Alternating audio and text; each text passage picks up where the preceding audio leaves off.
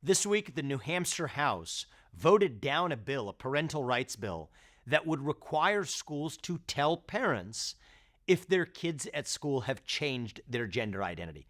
This should not be complicated. This should not be controversial. And yet we live in a moment where New Hampshire's House just voted it down. This is a problem that in many cases does have to be addressed locally at the state level. There are things a U.S. president can do, however. One of the things I've said is that the U.S. Department of Education is partly responsible for this problem across our country. They tell schools across the nation that they can't get federal funds unless they adopt these toxic racial and gender ideologies. I've said I would end that, not by tinkering around the edges of the U.S. Department of Education. When you have a bureaucracy that runs that deep, you can't reform it.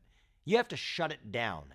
And I've committed to shutting down the U.S. Department of Education and then putting that money back in the hands of parents to fund underfunded school choice programs across the country, giving parents the ability to send their kids to a right school, a school that's right for them, not a school that indoctrinates them or their families.